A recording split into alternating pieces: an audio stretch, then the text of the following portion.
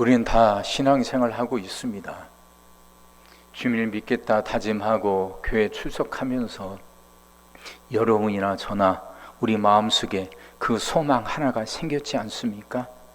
잘 믿고 싶다, 제대로 믿고 싶다, 이거 아닙니까? 우린 마지막에 하나님 앞에 서야 돼요. 그 누구도 피해갈 수 없습니다. 하나님 앞에 서는 그날은 우리의 지난 시간들을 평가받는 자리입니다. 내가 어떻게 살아왔는지, 그 내 삶이 하나님 앞에 비춰지고 하나님의 그것을 어떻게 판단하실지 우리는 하나님 앞에서 그 판단을 듣게 됩니다. 그 누구도 피해갈 수 없어요. 잘했다 칭찬받으면서 오른쪽에 있는 양으로 그렇게 분류되는 사람들이 있는가 하면 내가 너를 도무지 모른다 하는 평가를 받고 왼쪽으로 쫓겨난 그 무리들도 있을 겁니다. 잘 믿어야죠. 제대로 믿어야죠. 목회를 하면서 여러 가지 두려움들이 있습니다. 그 두려움들 중에 하나가 그거예요. 내가 제대로 하고 있는가? 목사 역할 제대로 하고 있는가?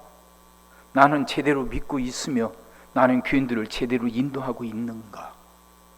그 생각들이 한 번씩 떠오르면 두려워져요. 정말 잘해야 될 텐데. 사랑하는 성도 여러분, 제대로 믿읍시다. 잘 믿읍시다.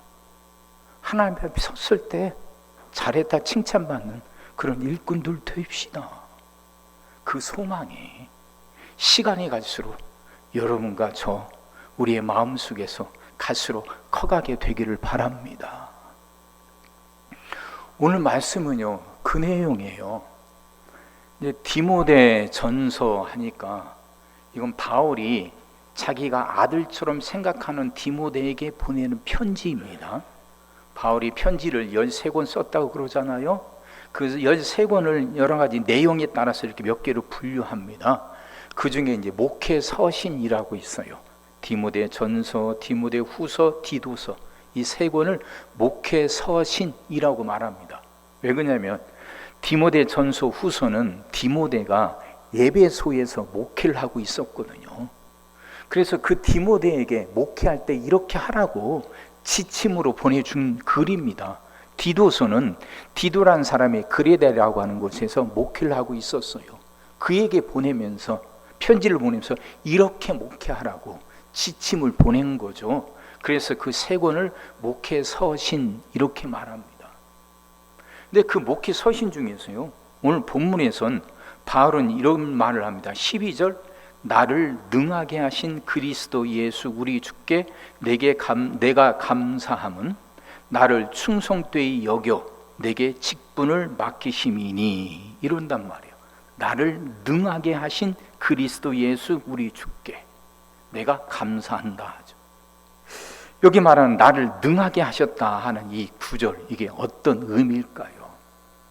언뜻 우리 머릿속에 스치는 생각처럼 나를 강한 사람, 큰 일을 할 수 있는 위대한 능력을 가진 사람, 어떤 어려움도 다 물리치고 그게 큰 성과를 거두어낼 수 있는 그런 능력 있는 존재로 만들어 주셨다는 의미일까요? 바울이 쓴 글들을 찬찬히 살펴보면 그런 의미인 것 같지는 않습니다. 나를 능하게 하시니, 그 그리스도 예수께 감사하고 있는데 그 예수님이 바울을 능하게 하셨다는데, 그 능하게 하셨다는 그 말은 능력 있는 사람, 위대한 일을 행하는 사람, 굉장한 성과를 이뤄낸 사람이라는 의미는 아닌 것 같아요. 왜 그러냐면 빌립보서 4장 13절에 이런 구절이 있습니다. 내게 능력 주시는 자 안에서 내가 모든 것을 할 수 있느니라. 이 구절 한 절만 딱 떼어놓고 보면 이것도 대단해요. 내게 능력 주시는 자 안에서 내가 모든 것을 할 수 있다. 어떤 어려움도 극복해내고 어떤 그게 박한 상황 속에서도 위대한 업적을 만들어내는 그런 능력 있고 대단한 사람이라 생각하는데, 그렇지 않아요. 그 앞 구절을 읽어봐야 됩니다. 11절 12절이에요. 내가 궁핍함으로 말하는 것이 아니니라. 어떠한 형편이든지 나는 자족하기를 배웠노니 나는 비천에 처할 줄도 알고 풍부에 처할 줄도 알아. 모든 일 곧 배부름과 배고픔과 풍부와 궁핍에도 처할 줄 아는 일체의 비결을 배웠노라. 이렇게 말해요. 빌립보서는요, 바울이 감옥에 갇혔을 때 썼다고 여겨집니다. 그래서 옥중서신 그렇게 말하거든요. 감옥에 갇혀 있는 지금 이 바울이 내가 모든 것을 할 수 있다고 말한단 말이에요. 그러니까 이 말은 언뜻 우리가 생각하는 것처럼 어떤 일이든 다 해낼 수 있는 위대한 능력자라는 의미가 아니라는 거죠. 그래서 11절, 12절에서 말하는 것은 내가 비천에 처할 줄도 알고 또 내가 배고픔과 궁핍에 처할 줄도 안다고 말하는 겁니다. 우린 여기서 비천에 처할 줄도 알고 풍부에 처할 줄도 안다 하니까 비천보다도 풍부에 처할 줄 아는 거, 여기에 다 방점을 둬요. 배부름과 배고픔과 풍부와 궁핍에도 처할 줄 안다고 말하니까 우리는 배부름과 풍부에 여기에 방점을 두는데, 바울이 진짜 하고 있는 말은 그게 아닙니다. 비천에 처할 줄도 알고 배고픔에 처할 줄도 알고 궁핍에 처할 줄도 안다는 거예요. 비천에 처해도 배가 고파도 그 가운데서도 그는 여전히 흔들리지 않고 그는 그 안에서도 만족하고 기뻐할 수 있는 그런 능력을 하나님께로 받았다, 예수 그리스도께로 받았다, 그래서 나는 그 주님께 감사한다 하는 의미라 그 말이죠. 잘 이해가 되셔요? 지금 바울은 감옥에 갇혀서 자기가 고난 당하는 걸 감사하다고 말해요. 그리고 자신이 그런 일을 감당할 수 있도록 그 고난 속에서도 어려움 속에서도 믿는 사람답게 자신을 지킬 수 있는 능력을 하나님으로부터 주님으로부터 받았음에 감사한다는 거죠. 그러니까 나를 능하게 하셨다는 그 말의 의미는 어떤 어려움도 이겨낼 수 있는 위대한 능력자가 되게 해주셨다는 의미가 아니라 배고픔 속에서도 궁핍함 속에서도 비천 가운데서도 믿는 사람답게 흔들리지 않고 자신을 지킬 수 있도록 주님이 능력을 주셨다는 거예요. 그 능력을 주신 것에 감사한다 하고 고백한다는 말이죠. 자, 이걸 좀 더 보게 되면요, 고린도 후서 11장 23절 27절 말씀입니다. 그들이 그리스도의 일꾼이냐 정신없는 말을 하거니와 나는 더욱 그러하도다. 내가 수고를 넘치도록 하고 옥에 갇히기도 더 많이 하고 매도 수없이 맞고 여러 번 죽을 뻔하였으니 유대인들에게 40에서 하나 감한 매를 5번 맞았으며 3번 태장으로 맞고 1번 돌로 맞고 3번 파선하고 일주야를 깊은 바다에서 지냈으며 여러 번 여행하면서 강의 위험과 강도의 위험과 동족의 위험과 이방인의 위험과 시내의 위험과 광야의 위험과 바다의 위험과 거짓 형제 중의 위험을 당하고 또 수고하며 애쓰고 여러 번 자지 못하고 줄이며 목마르고 여러 번 굶고 춥고 헐벗었노라. 이렇게 말해요. 그러니까 이 말의 배경은 바울이 세웠던 고린도 교회에 바울이 이제 교회를 세워놓고 이제 선교 여행으로 다른 곳으로 옮겨갔잖아요. 그때 이 고린도 교회 거짓 예언자들에게 거짓 교사들이 들어와서 바울을 굉장히 헐뜯고 비난합니다. 바울은 직접 예수님의 제자가 아니었거든요. 그래서 그를 비난하니까 그거에 대해서 바울이 하는 말입니다. 그들이 그리스도의 일꾼이냐 정신없는 말을 하거니와 나는 더욱 그러하도다. 자신을 비난하는 그 거짓 교사들이 그리스도 예수의 일꾼이라고 자랑하는데 그러냐? 나는 더하다 그 말이에요. 나는 더 그리스도 예수의 일꾼이라는 겁니다. 그러면서 바울이 자신이 그리스도의 일꾼이라고 주장할 수 있는 근거로 드는 게 뭐냐? 내가 이러이러한 고난을 당했다는 거예요. 내가 그리스도의 일꾼이라고 자랑할 수 있는 근거가 내가 가는 곳마다 많은 역사를 일으키고 많은 사람을 그렇게 전도하고 구원받게 만들고, 그래서 내가 이렇게 수많은 업적을 세웠고 많은 교회를 세웠다, 그걸 내세우는 게 아니란 말이에요. 내가 그리스도 예수의 일꾼이라고 자랑하고 주장하는 근거는 내가 고난받은 거예요. 내가 매 맞고 감옥에 갇히고 병으로 죽을 뻔하고 바다에서 풍랑을 만나 파선해서 죽을 뻔하고 그런 숱한 고난을 겪었다는 것, 이것이 바로 내가 그리스도의 일꾼이라고 주장하는 근거가 된다, 그 말이죠. 우리들 생각과 굉장히 다르지 않습니까? 내가 그리스도의 일꾼이며 그 그리스도가 내게 주신 큰 은혜들, 그래서 이렇게 구원하고 이렇게 많은 사람을 전도하고 이렇게 많은 사업을 일으켰고 내가 이렇게 많은 기적들을 일으켰다는 것, 그것들을 자랑하고 그것이 내가 그리스도의 일꾼이라고 주장하는 근거가 되어야 할 텐데, 바울은 그렇게 말하지 않아요. 고난받은 것, 어려움에 처했던 것, 그것을 그리스도의 일꾼이라고 주장하는 근거로 내세운다는 거죠.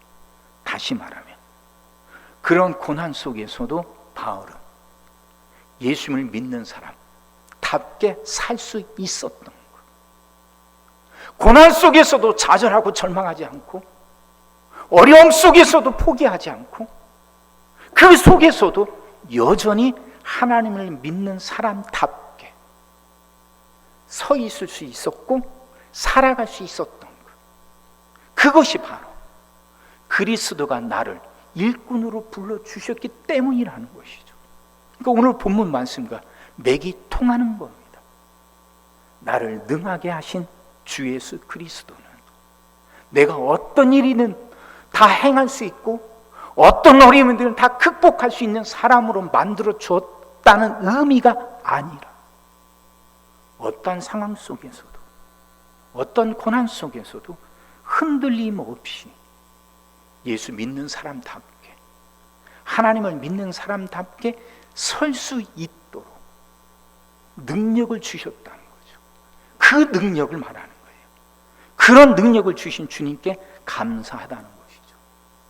그래서 빌립보 3장 7절 9절에서 바울은 또 이렇게 말합니다. 그러나 무엇이든지 내게 유익하던 것을 내가 그리스도를 위하여 다 해로 여길 뿐더러 또한 모든 것을 해로 여김은 내 주 그리스도 예수를 아는 지식이 가장 고상하기 때문이라. 내가 그를 위하여 모든 것을 잃어버리고 배설물로 여김은 그리스도를 얻고 그 안에서 발견되려 함이니 내가 가진 의는 율법에서 난 것이 아니요 오직 그리스도를 믿음으로 말미암은 것이니 곧 믿음으로 하나님께로부터 난 의라. 그래요. 바울은 자랑할 것이 많이 있다 말씀 수차례 드렸잖아요. 가말리엘 문화생, 대단한 학부 지식을 갖고 있었고 로마 시민권을 가진 신분의 사람이었습니다. 근데 그것들을 배설물로 여겨요. 그것보다도 그리스도 예수를 아는 것이 더 값지다는 것, 더 귀하다는 걸 알고 그거 하나 붙잡고 그건 유해의 것은 버렸다고 고백하고 있는 것이죠. 자신을 이런 신앙인으로 세워주신 주 예수 그리스도의 은혜에 감사하다고 오늘 본문에서 말하고 있는 겁니다. 사랑하는 성도 여러분, 우리가 살아가는 세상 속에서 정말 믿는 사람다운 사람, 그리스도인다운 사람을 찾기가 참 힘들지 않습니까? 세상이 살만하기 위해서는 물론 그에 맞는 제도도 필요하지만 사람들이 바뀌어야 되는 거 아닙니까? 좋은 제도가 갖추어져도 그 제도를 운영하는 사람들이 바르지 못하면 세상은 달라지는 게 아니더라고요. 사람이 바뀌어야 되는데 우리가 사는 세상 속에선 예수님을 믿는다는 사람들, 신앙생활을 한다는 사람들이 참 많지만 참다운 그리스도인들, 그들을 찾아보기가 정말 힘들고 어렵잖아요. 삶의 구석구석에서, 그러니까 어떤 자리에서 어떤 일을 하든 저마다, 믿는 사람들마다 그 자리에서 그 일을 할 때 믿는 사람답게 한다면, 믿는 사람답게 일하고 살아가는 사람들이 있다면 세상을 훨씬 나아지고 살만해지고 아름다워지는 거 아닙니까? 바울은요, 자신이 그 고난의 자리에서도, 고통의 자리에서도 믿는 사람답게 살아갈 수 있도록 능력 주신 주님께 감사하고 있어요. 이것을 정말 귀하게 여기고 값지게 여깁니다. 그래서 자기가 아들처럼 생각하는 디모데에게도 말하는 거예요. 너도 이렇게 살으라고. 네가 지금 목회하는 그 예배소라는 곳, 도시는 크지만, 그래서 많은 물자들이 오고 가는 경제적으로 풍요로운 곳이지만 많은 죄악에 도사리고 있고, 또 그 에베소라는 곳이 그 교회 안에도 많은 이단들이 있고 많은 어려움들이 있지만 그곳에서도 너는 흔들림 없이 믿음 있는 사람으로 살아가라고 말하고 있는 거죠. 우리 이렇게 살아가고 있는지 한번 우리 자신을 돌아봅시다. 전에도 한번 말씀드렸지만 하나님이 만든 세상은요, 큰 그림 같아요. 근데 그 그림은 다 퍼즐 조각으로 잘게 이렇게 나뉘어져 있습니다. 큰 그림인데 그 그림은 퍼즐, 자그마한 조각들이 모여서 완성된 그림이에요. 이게 하나님이 만들어 가시는 세상인 것 같아요. 그래서 우리 한 사람 한 사람은 다 퍼즐 조각들입니다. 근데 이 그림의 퍼즐 조각은요, 크기가 다 달라요. 시중에서 만드는 퍼즐들은 크기는 다 비슷비슷하잖아요. 근데 하나님이 만든 그림의 퍼즐 조각은 크기가 다 달라요. 그러다 보니까 퍼즐 조각들마다 위치가 다 다르죠. 어떤 퍼즐 조각은 그 그림의 중앙에 있어서 금방 눈에 띄기도 합니다. 근데 어떤 퍼즐 조각은 참 조그만해요. 주변부 저 끝으로 밀려나갖고 잘 눈에 띄지도 않습니다. 완성된 그림으로 놓고 보면 그 어떤 퍼즐 조각은 그게 퍼즐 조각인가 싶게 눈에 들어오지도 않아요.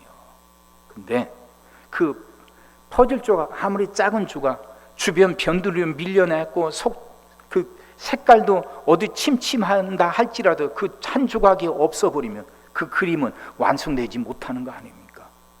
우리 한 사람 한 사람이 그런 것 같아요. 우리들 중엔 그래요, 퍼즐 조각 큰 조각인 분도 있고 작은 조각인 분도 있습니다. 우리 중에는 그 그림의 중앙에 위치해 있는 분도 있고 주변부에 위치해 있는 분도 있습니다. 다 저마다 제각각 다 달라요. 근데 그 그림이 완성이 되려면 그 퍼즐 조각들이 다 있어야 돼요. 다 제자리에서 제 역할을 해주고 있어야 가능한 것이죠. 우리는 자꾸 자신을 남과 비교하거든요. 자는 저만큼, 나는 이만큼. 자꾸 비교하다 보니까 그것에 힘들어서 자기가 서 있는 자리에 그 역할의 귀중함을 잃고 그 소중함을 잊어버리고 살아갈 때 많지 않습니까? 사람들은 저마다 욕심이 있습니다. 사람들이 욕심을 갖고 욕구를 갖고 사는데요, 어떤 목사님이 그 얘기를 하시더라고요. 사람들이 갖고 있는 욕구를 크게 두 가지로 나누는데요, 첫 번째는 뭐냐면 다른 사람들과 똑같아지고 비슷해지려고 하는 욕구예요. 그거 있죠. 남들이 차가 지면 나도 차가 있어야 돼. 남들이 아파트 살면 나도 아파트 살아야 돼. 남들이 어디 가면 나도 가야 돼. 적어도 똑같이는 못해도 흉내라도 내야, 그래야 내가 괜찮은 것 같아. 이런 욕구들 우리 누구나 다 갖고 있잖아요. 그 객은 거지란 말도 있다면서요.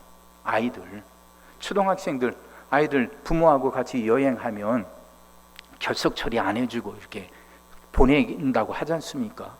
근데 개근한 아이들은 부모들과 여행을 한 번도 가보지 못한 거예요. 그러니까 개근한 거죠. 저 때만 해도 개근상은 성실함의 표시 아니었습니까?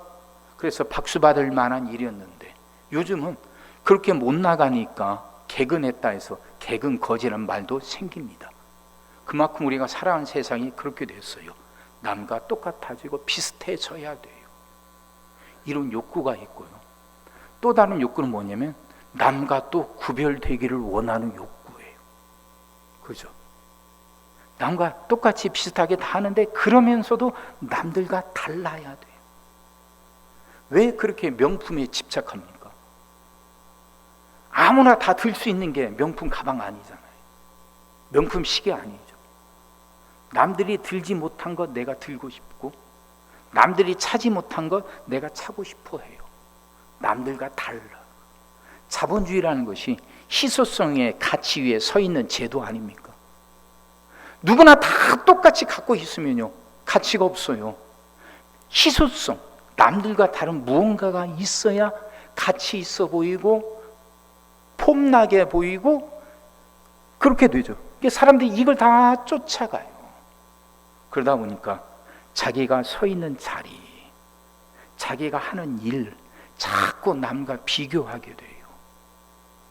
성경은 그렇게 말하지 않는데, 있는 자리에서 어떤 고난이 오든 어떤 어려움 속에 있든 그 자리에서 믿는 사람답게 살아가라고 말하는데, 바울은 그것에 감사하고 있는데, 우리는 자꾸 남들과 자꾸 자신을 비교하면서 자신의 자리가 어떤지 그거에서 평가하려고 해요.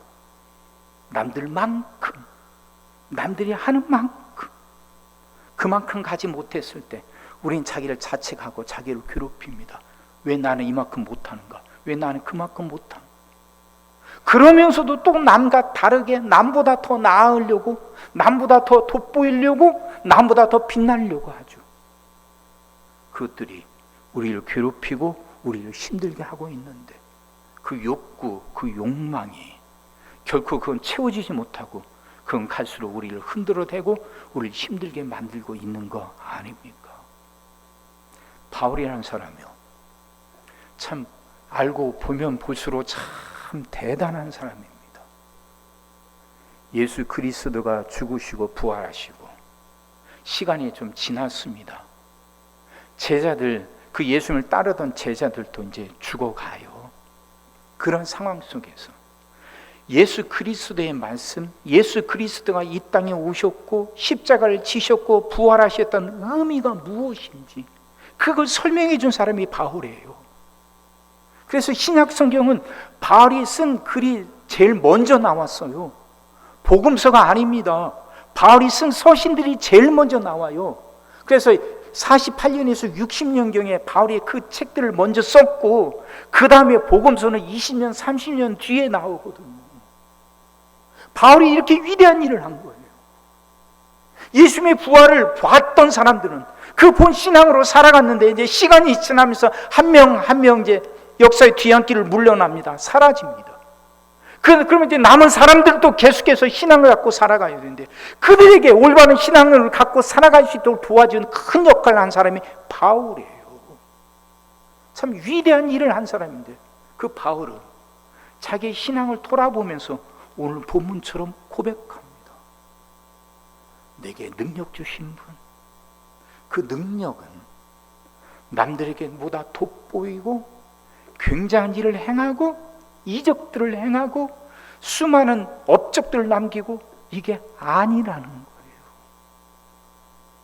내가 어려움 속에 있을 때도, 내가 고난 가운데 있을 때에도 내가 믿는 사람답게 설 수 있도록, 내가 서 있는 자리가 전혀 돋보이지 않고 주목받지 못하고 누구도 보지 않는 그런 변두리일지라도 그 자리에서 내가 믿는 사람답게 설 수 있도록 나를 도와주십니다. 그렇게 살아갈 수 있도록 능력 주십니다. 그 능력, 그것에 감사하다고 말하고 있는 것이죠. 그럼 우리도 이 말씀을 가슴에 품고 한번 생각해 봐야 되는 거 아닙니까? 우리는 저마다 다 신앙생활 시작할 때 크든 작든 우리의 가슴 속엔 소망 하나 생겼지 않습니까? 잘 믿고 싶다는 거, 제대로 믿고 싶다는 거. 이 소망은 누구나 다 처음에 가졌을 겁니다. 시간이 지나면서 그 소망이 퇴색해 가는 분도 있지만, 아니 그 시간이 지나면서 그 소망이 더 커가는 분도 계시겠지만 퇴색해 가는 분들이 훨씬 더 많은 상황 아닙니까? 그럼 우리 이제 다시 우리를 돌이키면서 바울의 말에 귀를 기울여 봅시다. 바울은 이렇게 살았어요. 참 우리가 그게 흉내 내기도 힘들고 어렵습니다. 근데 바울은 이렇게 말해요. 자신이 뛰어나서 이럴 수 있었다고 말하지 않습니다. 13절, 내가 전에는 비방자요 박해자요 폭행자였으나 도리어 긍휼을 입은 것은, 이래요. 바울은 자신이 누군지 알아요. 나는 비방자, 예수님을 모독하는 사람이었고, 박해자고 폭행자.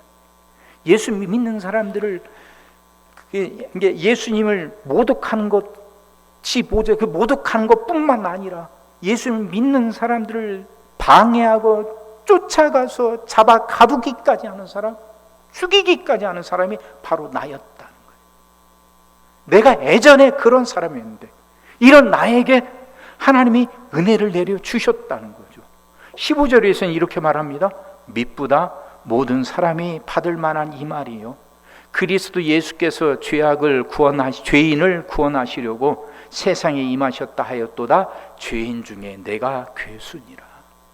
죄인 중에 괴수인 나 같은 사람에게도 예수님이 은혜를 주셨다는 거죠. 이 은혜로 내가 이렇게 될 수 있었다는 거예요. 그러면서 16절입니다.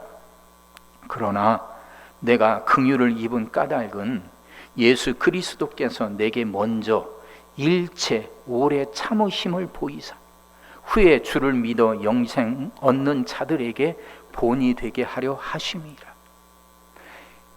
예수님이 자신에게 이런 은혜를, 그 예수님을 모독하고 핍박하던 자기를 버리지 않으시고 은혜를 베풀어서 새로운 사람으로 만들어 주신 이유는, 내가 그런 사람으로 변화될 수 있도록 예수님이 오래 참으셨다는 거예요. 일체 오래 참으셨다. 그렇게 해서 결국 나를 변화시켜 주셨고, 이런 변화된 나를 보면서 다른 사람들도 이런 사람에게도 은혜를 주신 분이라면 다른 사람들에게도 얼마든지 은혜를 주시는 분이라는 걸 깨닫게 하시려고, 하나님이 예수님이 그런 나를 모델로 삼으시려고 내게 이런 은혜를 주셨다고 말하는 거죠. 이해가 되셔요?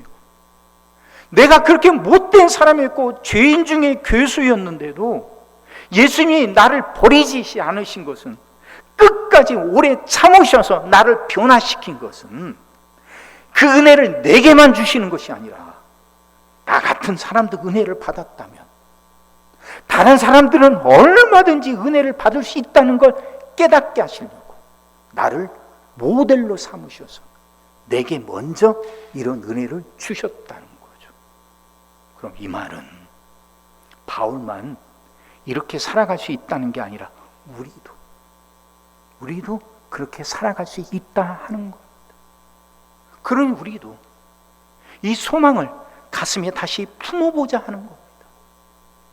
처음 예수를 믿었을 때 잘 믿고 싶다 했던 생각들이 시간이 지나면서 퇴색해졌다면, 이 말씀을 들으면서 그 약해지고 흩어졌던 소망을 다시 움켜쥐고 다시 붙들고 다시 세워봅시다.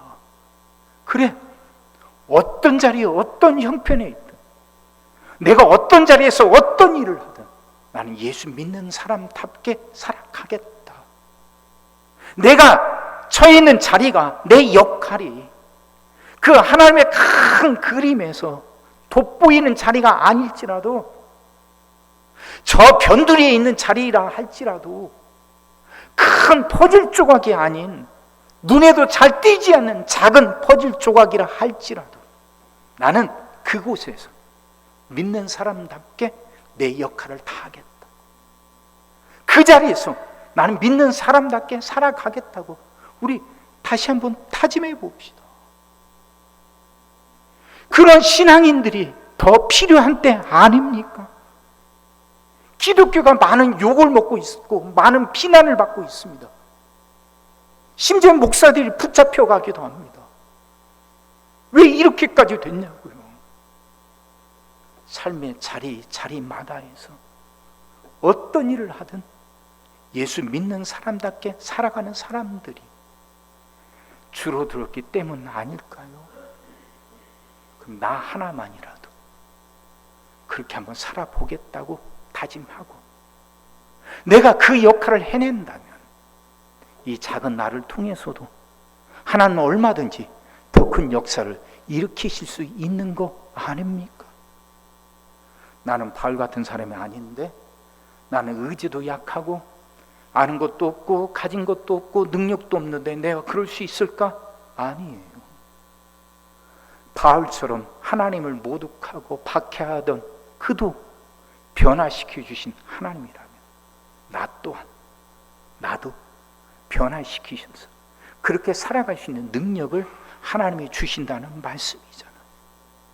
그럼 그걸 사모합시다. 하나님, 내게도 능력 주셔서 내가 어떤 자리에 있든 어떤 일을 하든 거기에서 믿는 사람답게 살아가게 해달라고. 내가 밝히는 빛이 환한 대낮같이 큰 빛이 아닐지라도 자꾸 희미한 불빛이라도 나는 그 빛을, 그 불빛을 밝히며 살아가게 해달라고. 그렇게 기도합시다. 그걸 소망합시다. 그게 필요한 때 아닙니까? 사랑하는 성도 여러분, 성령님이 우리와 함께 하실 겁니다. 우리가 그 결단을 갖고 살아갈 때, 그 결단을 갖고 기도할 때 성령께서 우리와 함께 하시고 우리 안에서 역사하실 겁니다. 그렇게 우리 한 사람 한 사람을 통해서 교회가 달라지고 세상이 달라지는 그 놀라운 은혜의 역사가 일어나게 되기를 주의 이름으로 축원합니다. 기도하겠습니다. 사랑의 주님, 말씀이 이해가 되게 하시고 깨달아지게 하시고 은혜가 되게 하여 주옵소서. 하나님, 잘 믿게 하여 주옵소서. 제대로 신앙생활 하게 하여 주옵소서. 내가 어떤 자리에서 어떤 일을 하든 하나님 그 자리에서 믿는 사람답게 살아가게 하여 주옵소서. 하나님의 뜻을 분별할 줄 알게 하시고 그 뜻을 따르며 살아가게 하여 주옵소서.